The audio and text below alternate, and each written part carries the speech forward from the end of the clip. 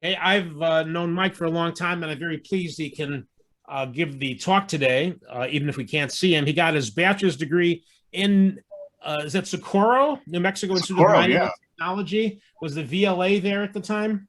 They were building it. They were building it at the time. And he got his PhD at Penn State in geochemistry and mineralogy. And I met him at a conference sometime in the 80s. We weren't able to figure out exactly when, the early 80s sometime. And he gave me this propaganda sheet to read. He's an It's all true. astromaterial curator and researcher, curator of NASA Stardust. He's been on lots of missions, on the Hayabusa missions, I presume 1 and 2. He's been everywhere collecting meteorites. And he's worked on a diversity of really neat stuff. Whenever I see a paper by Mike, I'm always tempted to at least read the abstract. He was president of the Meteoritical Society. He was an awardee of the Meteoritical Society's highest medal, the Leonard Medal, which he got a couple of years ago or so. There's an asteroid named after him with an easy number, 6030. And a paper is coming out, I understand, about a mineral called Zolenskyite, which is a polymorph of the sulfide dorberite, FeCr2s4. And I'm guessing it's a high pressure polymorph, although that hasn't been established yet. That's my guess about it. And Alan, I actually have a book from Dorbray's library. Really? Yeah, by weird coincidence. It's actually written anyway. I'll talk about it later on, but it's kind of a strange coincidence. Oh, that is interesting. And this meteorite and the Zolenskyite, what was it found in? I forgot. Was it Indark? Yeah, that's right. That's right. Found it in Indark. Mike has again worked on a lot of stuff, and I'm looking forward to his talk if we can get it going. So, Juliet, how is it going? Total slide. Yeah, sorry. Okay, please go to the next slide. Right, okay. So I'll just start by saying that thank you so much for inviting me to give this talk. I'm sorry it's such a hassle getting it set up here. It's worse than you think because I can't even use Zoom on my work computer.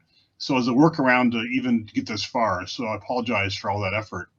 I want to talk about fluid inclusions in meteorites. And when I started working on meteorites in the mid-'80s, my PhD actually was on nuclear waste disposal, so about as far from meteorites as you can get.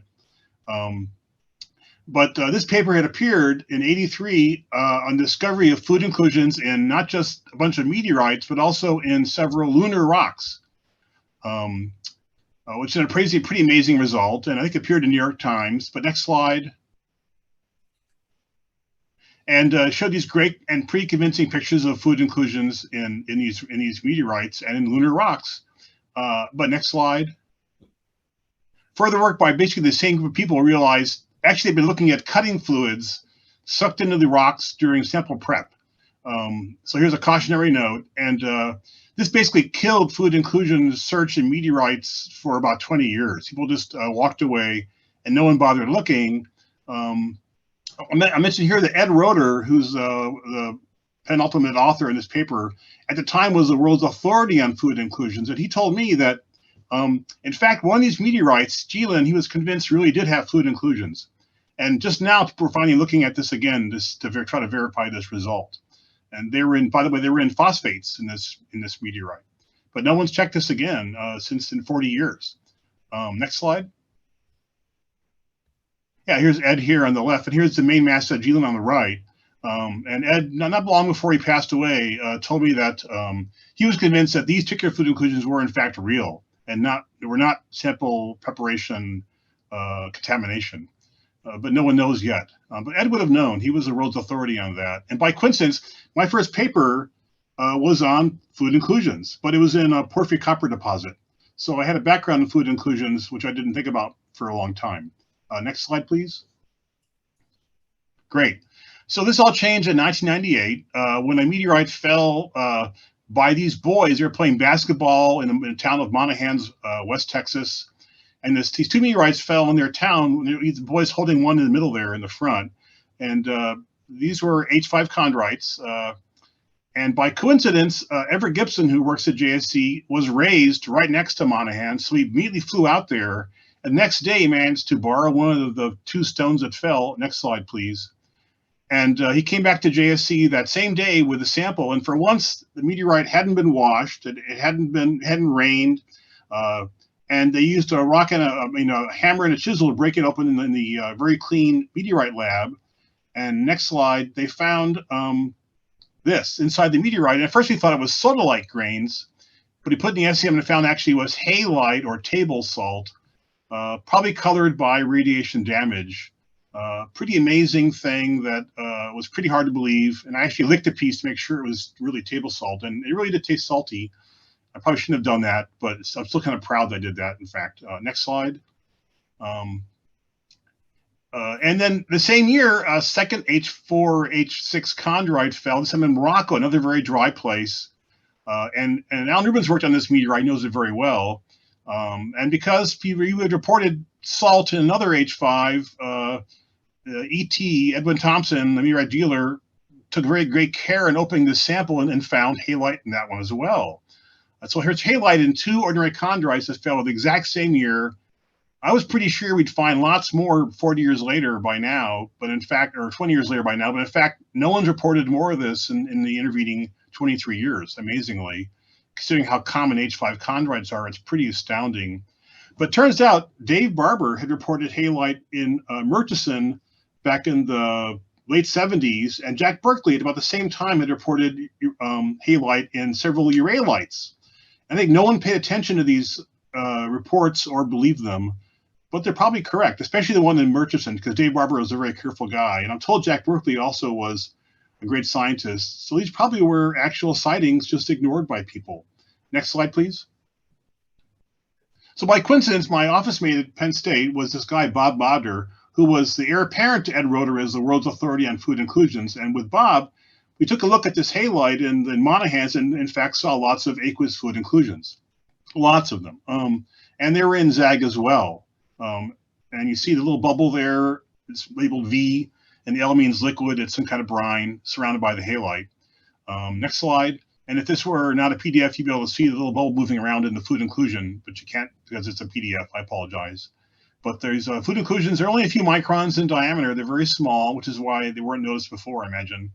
But they're quite obvious, they're quite abundant in these halite crystals. Next slide. So why are food inclusions interesting to us, at least to some of us? Well, one reason is because if you can measure the oxygen hydrogen isotopes, you can learn something about the origin of water in the early solar system. And it could then yield information about water-bearing objects, for example, comets and hydrous asteroids, the large moons of the giant planets, of course, the origin of water on terrestrial planets like the Earth and Mars. And now we know places like Europa, Enceladus, and Ceres either have or had subterranean oceans. And let's think about possible life-supporting environments elsewhere in the solar system. Next slide. So what can we do with these samples? Well, 20 years ago, various people dated the halites by 3 different techniques that you can see here. And they were large error bars, these measurements, and we can do a much better job of that now, I'm sure. But the ages were basically the origin of the solar system 4.5 billion years ago.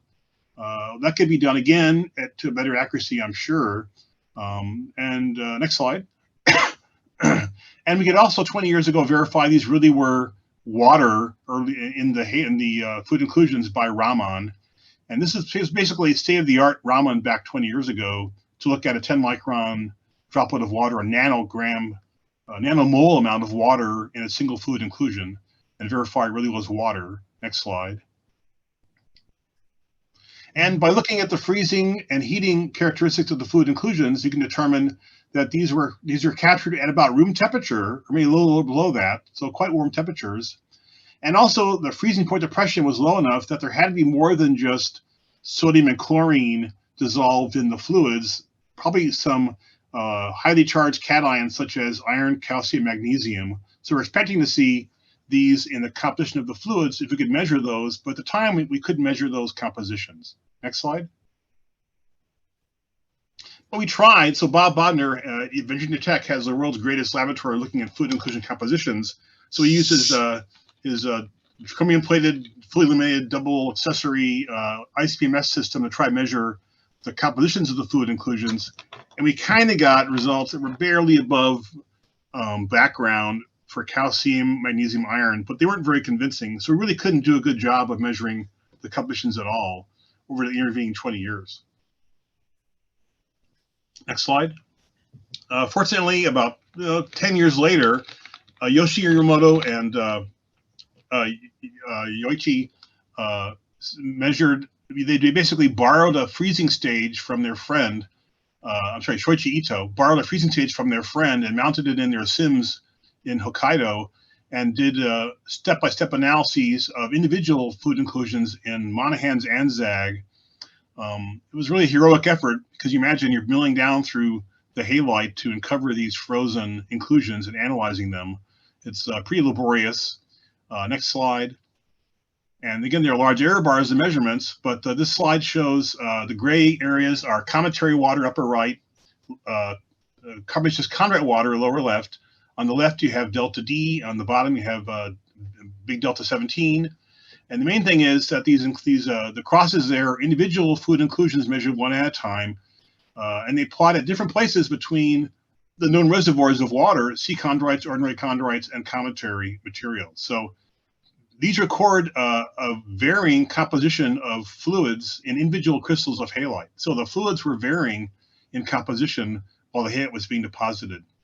And I'll add here that they also noticed as they bored down through the sample with their sims that there were silicates buried in the halite as well. We didn't think much about that till a couple years later. So there are minerals trapped in the, next slide, that's good. There are minerals trapped in the halites as they were forming. And the other thing is that the compositions of these fluids were nothing like what you'd expect from ordinary chondrites. So as we had kind of already guessed, these halites didn't form on the ordinary chondrite parent asteroid, they formed somewhere else. And they were delivered to these asteroids, which these particular asteroids are regolith breccias, so basically landed on the surface of the asteroid and got incorporated into the regolith somehow without having the halites be destroyed, which is a pretty astonishing thing. I imagine lots of halite landed and only a small amount survived, is what I suspect. We were lucky to find those. Next slide. And then Queenie Chan, Aaron Burton tried to measure amino acids in the halites and did a very, very careful job. Next slide. They were able to get some analyses barely above the background in the bulk ZAG. So the purple diamonds are analyses of particular amino acids, which are shown on the right. And you can see in a few cases, the purple diamonds are well above the concentrations of the background meteorite. So amazingly, some amino acids survived what must have been quite a bit of radiation damage over the billions of years to be measured in the halite, but pretty low concentration. But there definitely are organic materials trapped in the halite along with these aqueous fluid inclusions. Next slide. And so finally, we decided to take a look for these inclusions that Yamamoto had seen in the halites. So together with Andrew Steele and Mark Fries, we dissolved a crystal of halite from Monaghan's and then ZAG. And you see on the left, there's a little opaque grain in the middle of the halite crystal, about 10 microns in size. And we dissolved and recovered a few tens of grains, solid grains, from a single little millimeter-sized grain of halite. And analyzing those in the TEM, and it's pretty amazing the material that we see in there, the range of mineralogy. Next slide. And this sort of just summarizes the minerals we've seen in a single grain of halite from Monaghan's. And you just run down the list. A wide range of volume compositions, lots of pyroxenes, feldspars, phosphates, a little bit of clay minerals, saponite in this case. A lot of organics. Half of the material recovered from these are solid grains of organic material, poorly characterized to this day. We found methyl chloride. We found diamond associated with carbonates, metal, lepidocrosite sitting on the metal, magnetite, sulfide. So this, again, is definitely not consistent with an ordinary chondrite asteroid origin. The halites came from somewhere else, and our interpretation is that these little grains in the halites are bits of the mantle, the subsurface rock carried upwards, grains floating, moving around in the subsurface ocean, which were erupted with the brines from wherever body these formed. These are samples of the solid object from where the halide formed, samples of the mantle of that object, whatever it was, or maybe the surface as well. Next slide. So fortunately, we don't have to worry too much about looking at the Monahan's little micron-sized grains of solids from the halide, because we have a large piece of this from the Zag meteorite. This, it's about the size of a pea, is a chip of a sea chondrite found in the Zag meteorite associated with the halide. And that was found by Richard Norton, who donated it to us for analysis. Again, it's pretty macrocystic. We haven't seen this in Monahan's, but we have a lot more of Zag to dig through to recover this material. So here's a sample of the actual regolith, mantle, whatever, of the object from whence the halide came. Next slide. And a little tip of that, we've taken and polished it, and you can take a look at it. It looks like a C1 chondrite, which is what it is. It's not a CI chondrite, but it's dominated by clay minerals, lots of carbonates, pyrrhotite, sulfides, magnetite, very minor olivine and pyroxene, basically a C1 or a very altered C2. Next slide. This is a halite grain in the center embedded in this rock. So the halite definitely is associated with this sea chondrite material, because there's a little cube of halite sitting inside of the sea chondrite material exposed by polishing. Next slide. Here's a large carbonate. This is quite large. It's close to a millimeter in diameter, and it's variable in composition, probably an ideal target for dating. If you ever get a good dolomite standard, people are trying to date it right now. We'll see how that comes out. But, you know, a huge bit of carbonate there. Hopefully get dates on the carbonate crystallization timing sometime soon. Next slide. And also lots of organics in this material, as you might guess. This is a little organic nanoglobule. It's about 3 or 4 microns across in diameter. Their whole area is tens of microns in diameter of organics just sitting in this clast. So Yoko Kibakawa and Queenie Chan have been looking at that for the last several years. Next slide. So this is Yoko Kibakawa's work. It was published in, you see the reference down here in the lower right. She took a bit of this organic material, the black splotchy stuff in the upper left, and then took out a fib of that, did basically an X-ray map, and then down below, working with, next slide, working with Moto Ito, they then mapped out isotopes of hydrogen, nitrogen, and carbon. And the cool thing is the bright yellow indicates hotspots for very heavy concentrations of very heavy hydrogen, nitrogen, and carbon, which are correlated in these organic materials. So these are abundant in this carbonaceous chondrite clast in Zag associated with the halite. And again, these heavy isotopes are presumably formed in a very, very cold place, like the outer part of the nebula. That's one interpretation. Next slide. Which suggests that the halite parent object is somewhere in the outer solar system.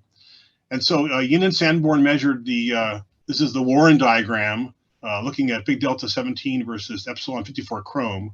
What they find is that the heavy isotopes of some elements like chrome, molybdenum, and oxygen, when you plot up bulk meteorites in this plot, you see two main groups. On the left, upper left, you see everything but sea chondrites, basically. And note for now that the rhyolites are in there as well. And on the right, you see marching up from the middle to the upper right, the sea chondrites. And basically, you're moving from to higher and higher carbon and water content as you go up the upper right. And Orgay are previously most water, organic-rich, large meteorite. Well, here's this class from Zag. It's the green circle. It's even more extreme than the composition of Orgay. So it's not a CI chondrite. It's different. Mineralogically, though, it's very, very similar to CI chondrites. So something new preserved in this class. Next slide. But maybe not so new. I mean, most of you guys know very well that other meteorites, not just ordinary chondrites, but also especially uralites, sometimes if you look in polymic uralites, you see these C1 chondrite class. And a bunch of people down below there, you see mostly Adrian Brearley and Prince way back when, and others have noticed that, again, these are mineralogically very similar to CI chondrites. They're definitely C1 chondrites, but in terms of the isotopes, they're distinct. In terms of D2H and oxygen and sulfur isotopes, they're not CI chondrites. And of course, next slide. A good example of ureolite that recently fell was Alma-Hatasita, this cool meteorite that fell in Sudan that was actually many different meteorites all bunched together into a polymeteorite glop. About 60% ureolite, all kinds of ureolites, but 40%, like almost everything else, not quite. You have andesite chondrites, you have ordinary chondrites, and you have carbonaceous chondrites. And here's BSC maps of two distinct stones in Alma-Hatasita dominated by C1 chondrites, Alma-Hatasita 91A and 671. There's papers on those. There's one by Goodrich here down below. More in press right now.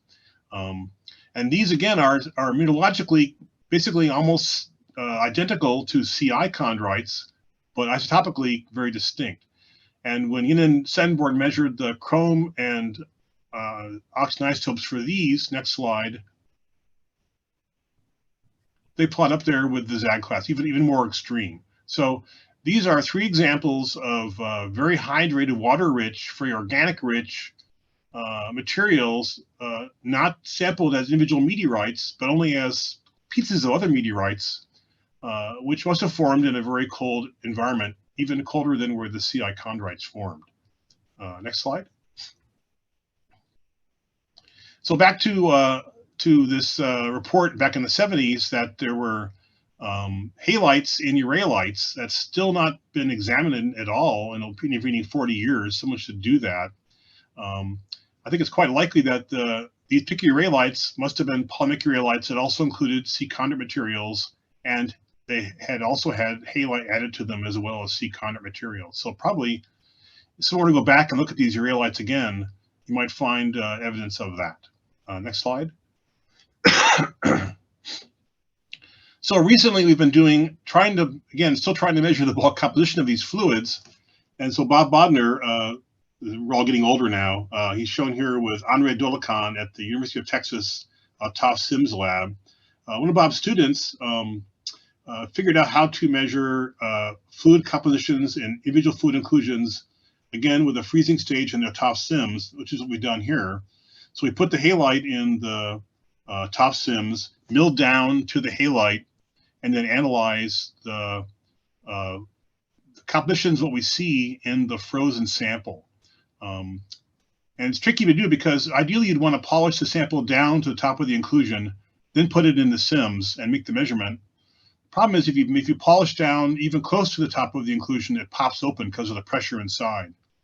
So you have to basically mill down, you have to polish down the sample to within about 3 microns or less of the top of the inclusion, then quickly put it in the Sims before it pops, and then freeze it, and then make the analysis. And then you spend hours milling down to the top of the inclusion. So this is a very laborious analysis, basically exactly what Yamamoto was doing 7 years ago with looking at oxygen isotopes. But next slide, we're getting some results back.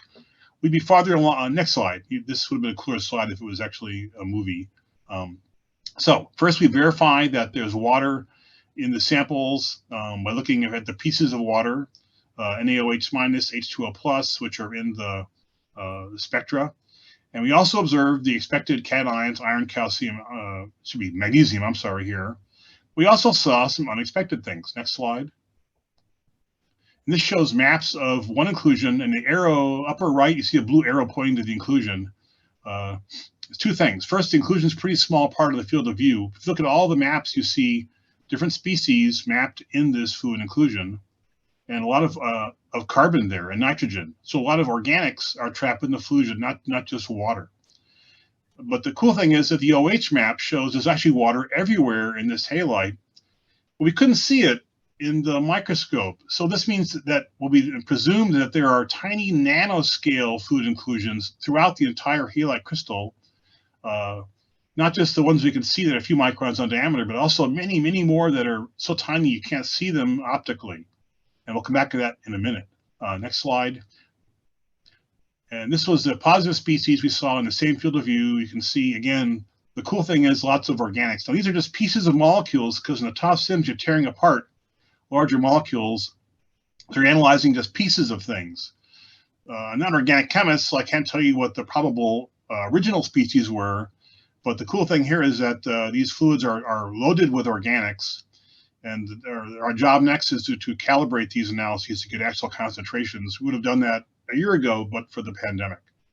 So still waiting to do that work. Next slide. So just a summary of the species we've seen in really just 3 individual fluid inclusions, all in Monaghan so far. Next slide. Yeah, so the cool thing is now we've shown we can do this with halite. Now we're going to look at the fluid inclusions we think we've seen in other species like carbonates, oxides, and sulfides. Next slide. Because fluid inclusions aren't just in halite. Before we get to that, quickly, where did this halite come from? Our thinking is something like what you see on Celdus, where you have briny geysers observed by spacecraft to be basically erupting halite, organics, methane, all these things we saw in the Monaghans. And from the inclusions, we know that these must be preserving fluids from somewhere in our solar system, from water-rich or carbonaceous objects, probably places that had active cryovolcanism early in formation history. So probably not in Celdus, though. Next slide. Because Enceladus really isn't a good place to transfer materials to an ordinary chondrite asteroid. The delta V, the change in velocity in exchanging something, getting something from Enceladus to a main belt S-class asteroid is so high it would probably destroy material coming in. But Ceres, the asteroid Ceres, which is a water-rich, organic-rich, very large asteroid, its orbit pretty much crosses the orbit of Hebe, 6 Hebe, which is proposed to be the parent asteroid of the ordinary chondrites. And although the delta V is a little bit high now, in the past, perhaps, when this transfer from an organic-rich object to the ordinary chondrite parent asteroid happened, the delta V might have been lower. So it's possible that Ceres is the home body of these halites. It's a possibility. We can't prove it, obviously, right now. Next slide. But the mineralogy of the solids we're seeing associated with the Monaghans and Zag halites are consistent with results from the Dawn mission mapping the Ceres. And this picture is from a pretty cool white paper submitted by Julie Castillo to the Decadal Survey just this year. And the blue areas there are presumed to be salty-rich eruptive areas on the asteroid. Whether they're active or not today, nobody knows. They appear to have been recently active, though, for reasons I haven't got time to go into here.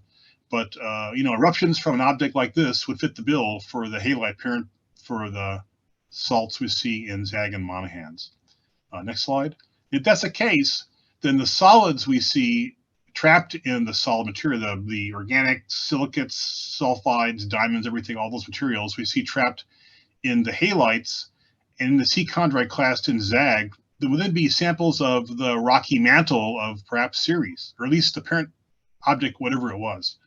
And then these were entrained in erupting brines as they erupted out onto the surface. And then how they got to the ordinary chondrite asteroid, whether it's through an impact or some other process, obviously we have no idea. We have ideas, but we don't know.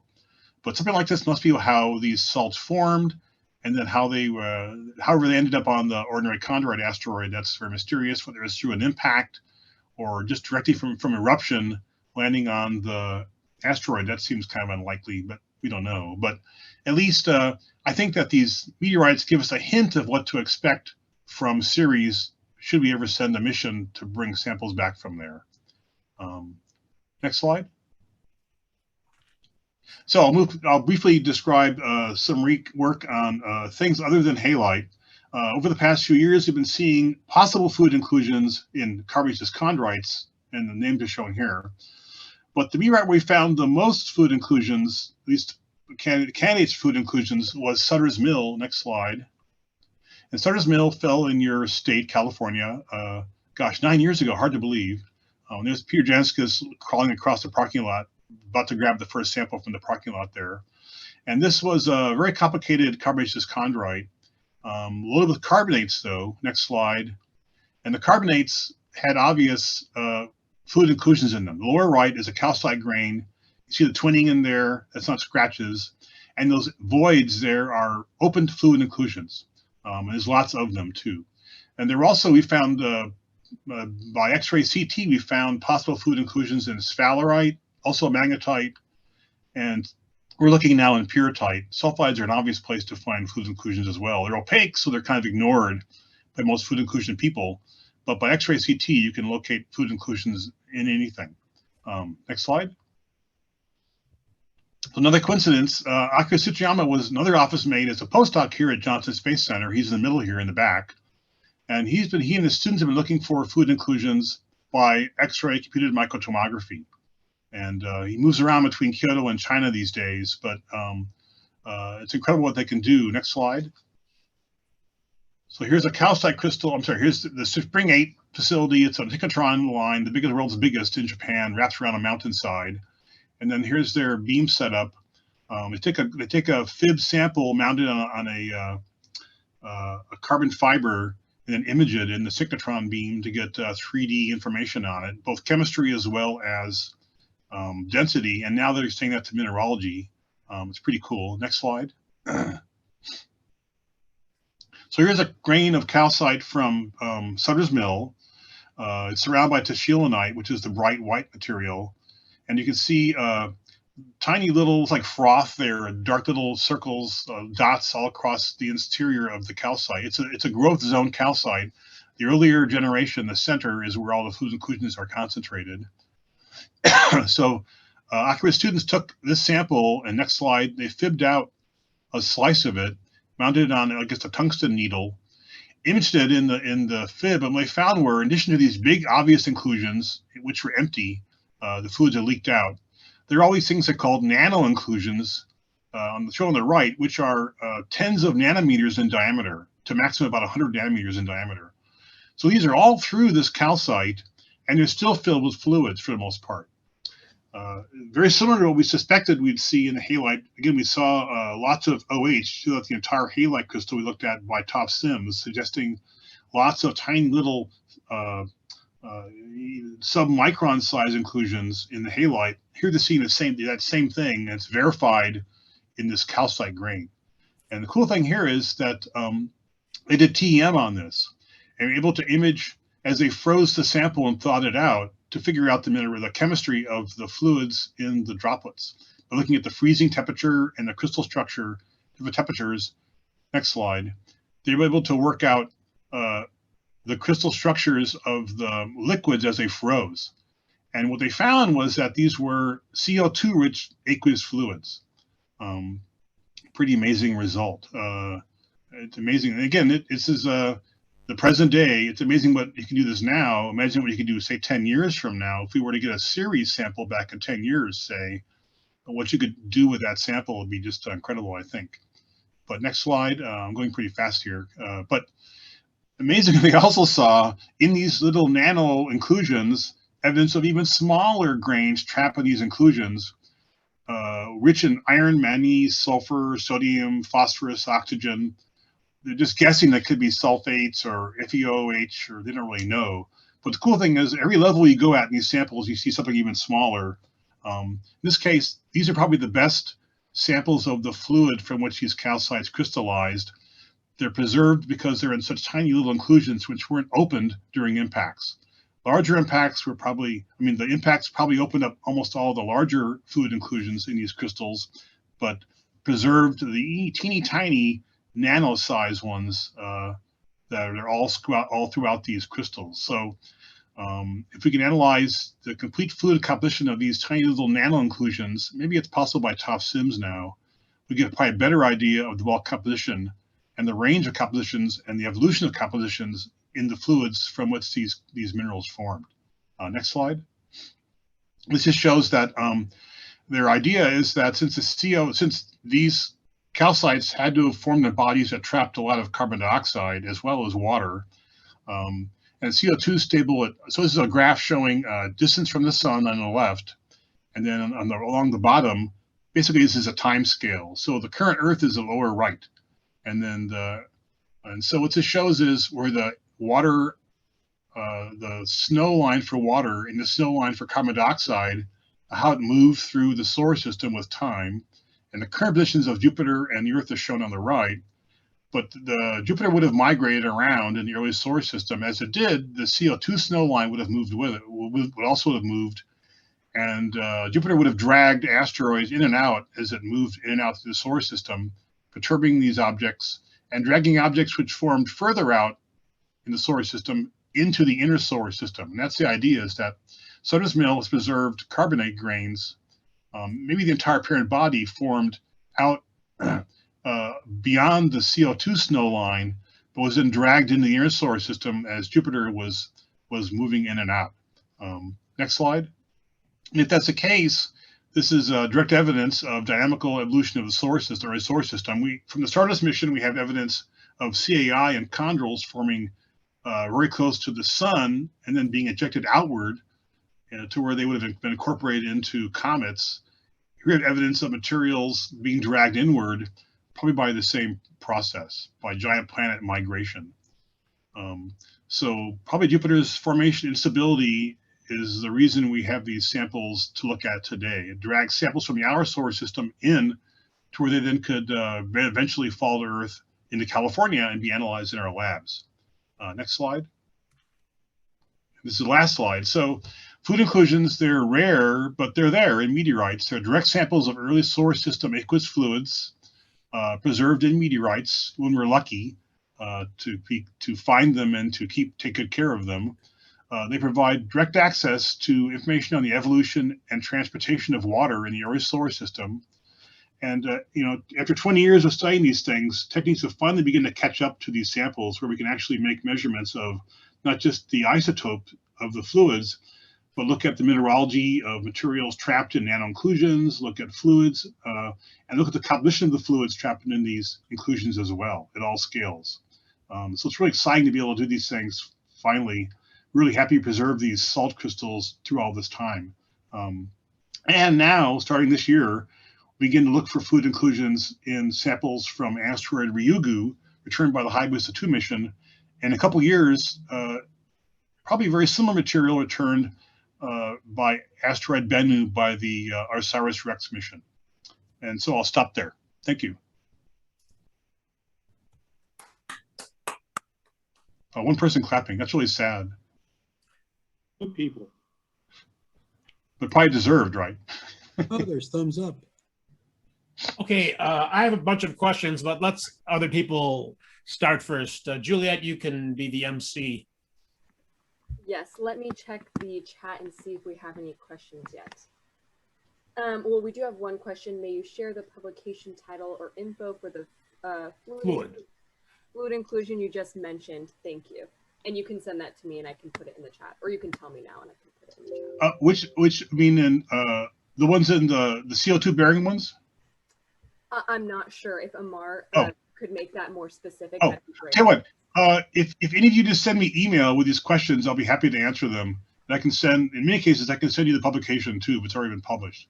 That could be a better way of doing that. Okay, fantastic. We have another question. Can halite form by precipitation from fluids during the alteration of ordinary chondrites? Yeah, I mean, they could. You have to have a huge, it takes a huge amount of chlorine to get that much halite. But the thing is, the minerals trapped in it, you could, I think perhaps it happened. You see some limited aqueous alteration in L3 and LL3 chondrites and probably some H3 chondrites. So there was some water present there doing some aqueous alteration. In the meteorites we have, it wasn't very extensive, as we see in the sea chondrites. But the problem is that all these halites contain bits of sea chondrite material trapped in them.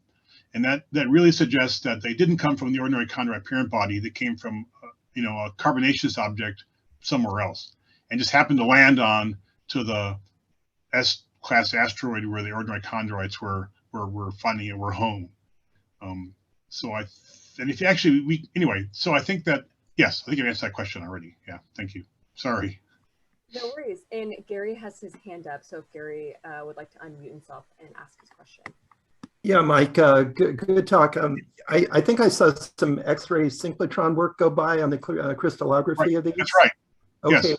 Okay, so I was wondering, is there any correlation between the location of these inclusions and how they formed in the crystalline structure? In other Yeah, words, good question. yeah, go ahead. Yeah, Sorry. yeah, good question. I think we don't know yet. They only looked at one fib slice from one calcite crystal, from one place in one calcite crystal. And so I think in time, ideally what you want to do is map out the calcite crystal first, look at the compositional zoning, then do fibbing across those zones, Mhm. and then look at the compositions and then from that you can learn the answer to your question. So Yeah, I think because, oh, yeah, go ahead. I'm sorry.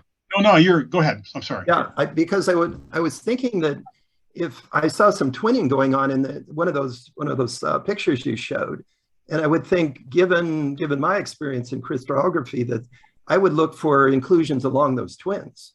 Right. Yeah. And in the paper, they show lots of inclusions along the twin boundaries. Right. I took a slide out of my talk that showed that. If you look at Aqueous paper, just came out a few months ago, you can see that picture. If you can't find the reference, just email me. I'll send it to you. I'll send you a copy of the paper. Okay. Appreciate it. Again, yeah. And I mean, I'm really excited about the carbonates because, we know already that there are, growth zones in carbonates you easily see by CL, and also just by looking at element mapping, you can see the fluids evolving in time. Uh-huh. We're beginning to do okay, I think, valid dating of carbonates finally.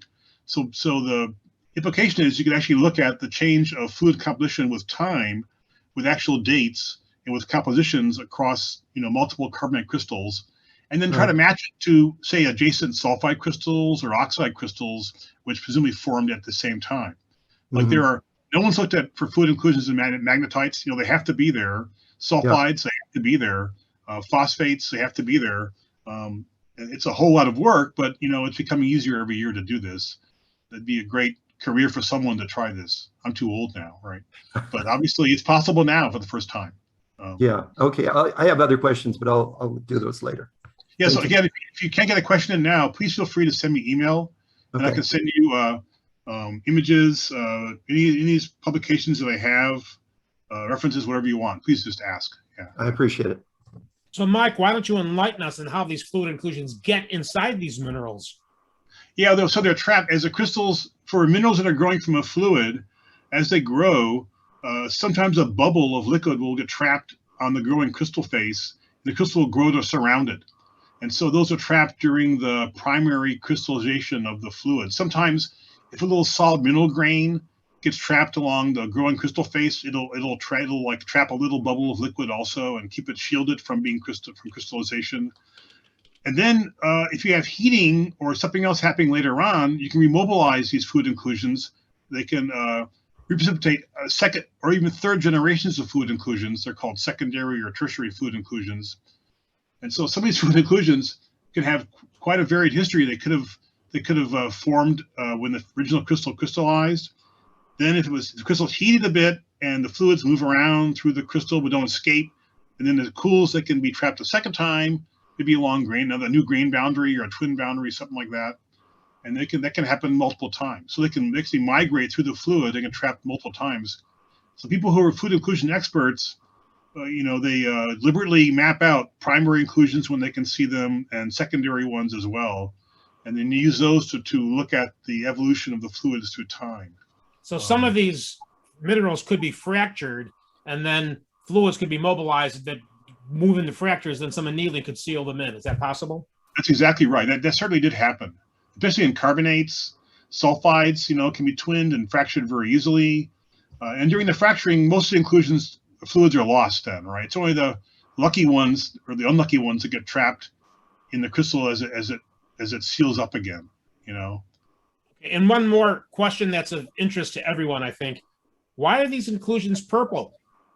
Yeah, good question. Early on, we thought, okay, they're in salt, right? And salt contains some potassium as well as some iodine and samarium, etc., right? So you have some radioactive potassium-40 decaying to argon, and that basically electrons come flying out of that transformation, and they can be trapped in places in the crystal where there are vacancies for chlorine atoms. And so it's basically an electron is happy to sit in a place where chlorine should be. They're sitting now in a place in the halide lattice. They're tiny, they're rattling around, and that rattling around gives you the color that's blue or purple. And the cool thing is, if you heat the halide to where it fractures, you'll lose the fluid, right? And lose the color as well, because then they'll recrystallize. If the halides are ever in your lab and you accidentally cause them to dissolve and recrystallize overnight, like on your desktop, right? Next day you'll come in, they'll be colorless because they recrystallized. Those electrons were then released, and the newly formed halide now no longer has these color centers with the trapped electrons. So the color is a freshness indicator. It's really cool. So the fact we have halides for 20 years in the lab and they're still purple and blue means we haven't screwed them up. I've seen samples in other museums where they had zag that was in their drawers, and the halide there is now colorless, which means that those halides had a hard life in that museum, and they've dissolved and then precipitated a new generation of halide. It's the same chlorine and sodium, but all the fluid inclusions that are there are probably from the terrestrial environment. It's too bad. I have a question.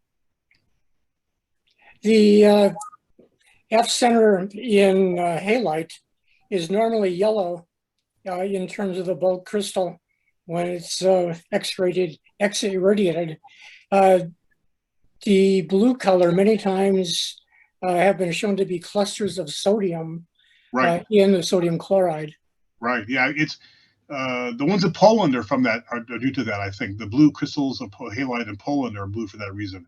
But they also can be from, again, trapped electrons as well. And supposedly, we always meant to figure out which was the right